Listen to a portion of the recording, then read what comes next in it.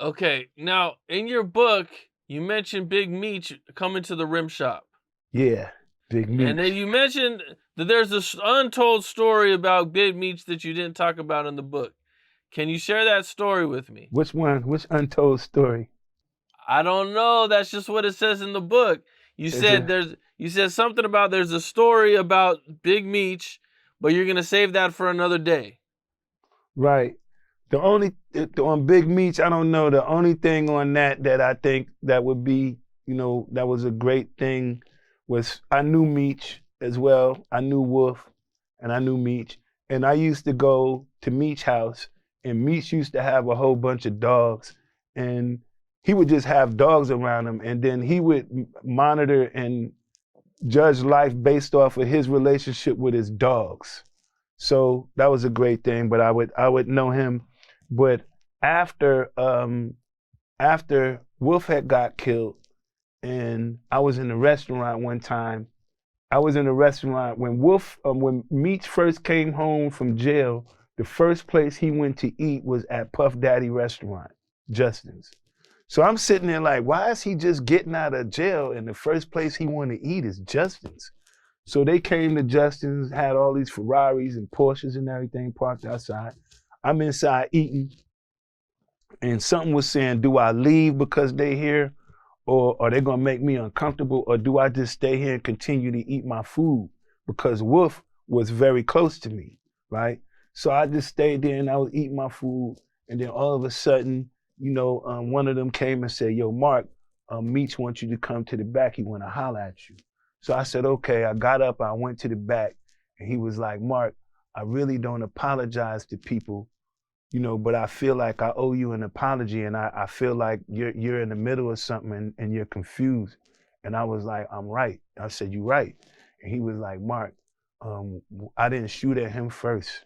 He shot at me first." And he said that I was like, "Yo, so he shot at you first?" So usually the first person who shoots the gun, we say, okay, you could have done anything else other than shoot the gun. So maybe you shooting the gun is the reason why this may have happened. So it made me have to look at it a little different and understand his story as well as Wolf's story. Um, that was just my story of Meech, but he used to come into the rim shop all the time. Before it was BMF, it was just Meech. BMF came later on. Okay. Did you ever have any stories or anything with them? Seen them around? I mean, regular stories. I just would never hang out. Like he used to ask me to always hang out. Like let's go out, let's do it. I never would hang out with them because every time they would go out, a lot of stuff would just be happening. You'd be like, man, people is getting hurt, and you'd be like, man, every time y'all out, man, something is happening. And I was like, I just didn't want to hang out. Like I was like, nah, I'll just go home. I really stopped hanging out around that time. It's too much. Okay. And how did you fall out with Diddy? Fast. I fell out with him just over not financial fallout, but just for false promises, misleading me, not caring about what I was trying to accomplish in life, just ignoring everything that I was working hard for. And I felt like my parents had blessed me with this life in order to make something of it. And I felt like he stood in the way from me accomplishing some things, but it didn't stop me because I was able to move around that mountain and still get across it. But it just made life hard and it made a lot of friends not be friends with me. But you know, suffering is not something, through the suffer comes the gain, and I look at things and I say, hey, if Jesus could go through the things that they put him through, and I'm not pouring religion into it, but if he can go through the things that they put him through, then I can go through some things too, and I can still come out on top the same way he did. Now, I guess a few years ago, Diddy started giving publishing back to their artists, but he made them sign an NDA to do it. What are your thoughts on that? First, how can you give me back something that never should have belonged to you? You're giving me back what's mine. And there's no way that you can have me sign an NDA because even if I do, I have prior business that's going on between him. In order for him to say I could never say anything about him, then he would have to kind of like give me a deal for my book. So that means I'm selling a book. If you want me to stop selling this book, then you're gonna have to pay me for that. And that was something that he never wanted to do. And that's just another reason why the book is still selling now.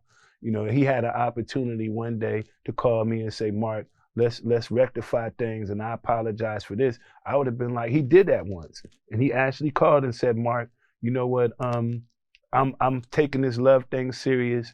And I thought he was kind of like apologizing. So I told him, look, if you're taking this serious, I'm gonna take it serious. So he said he's taking it serious. He said he know what to do. I said, well, I'm taking it serious. I know what to do. I went home and immediately took the book down from sale because I knew, hey, he's gonna call and be like, hey, I'm about to send you 5 million, 2 something. I'm like, wow, okay. And it never happened. And I just sat there twiddling my thumbs like this. And then my girl told me, she said, boy, you stupid.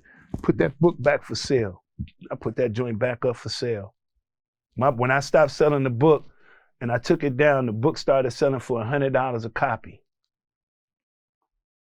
So I had to put it back up. Yeah, I put it back up. But, you know, it's just a promise again where I'm like, yo, he's false promises again. Here we go again. It's like the third time he burnt me. I'm like, as long as you trying to do what you saying you doing and you being honest, then I'm gonna be honest. So my word is only gonna be as good as your word. If your word is good and solid with me, then I'm gonna honor that. But if you trying to word play me, I'm not honoring nothing you got going on. And you can't stop me from doing what I'm doing because I've been writing, this book been written in 2009. So as long as you want to talk to me about my book, that's different than talking about him. I'm talking about my book. So in order for me to not talk about my book, he didn't buy me out of not selling my book. And my book was already for sale before his NDA came into place.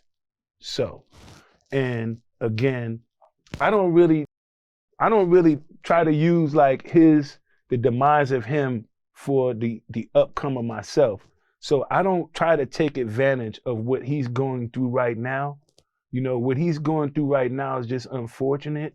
And it's just something that's happening. But I separate that from my book. And I never try to put the two together. You know, my book has its own purpose, its own meaning, other than what he's going through. And I don't want to be known for his downfall. I want to be known for being a great author or a friend or a great rapper like that. Not someone who talked about Puff Daddy. You know, he's not that important. He's not the biggest pawn on my table. I hear that. So, okay, so you got your publishing back. Have you made any money off of your publishing? Yeah, as soon as I sold it, the first thing I did. You already sold it. Man, publishing is only worth money when somebody buying it from you. It's like, well, I'm gonna sit here and hold it for what? So every year you get a check. You be like, man, every year you sitting back waiting on the check. Why don't y'all just give me 7, 10 years worth of the money up front, for however it's gonna go. Give me the money up front. Let me invest in that and do something with that money other than sit here and wait on it. So and the publishing really is nothing. It's only like, you know, if you ask yourself, where is music being sold? Music is being streamed, but it's not being sold. And they never gave us a deal for streaming our music. So now we're being so underpaid behind streaming, and then publishing is not worth anything because no music is selling. But now we're stuck as artists, right? As an artist, because you're being underpaid for your music. Streaming doesn't have anything. I never did a streaming deal. I did a publishing deal, not a streaming deal. Well, man, Mark Curry, man, you have a crazy story, man, and I really appreciate you taking the time. Yeah. Sitting down with me. Man, I appreciate you having me on your platform, and hopefully we can come back because I'm sure there's so much more that we can talk about. There's so many other topics that we can touch up on. We just don't have enough time right now. But maybe as you read more of that book, and I want to make sure everybody goes out and get a copy of this book. Make sure you have a copy of this book.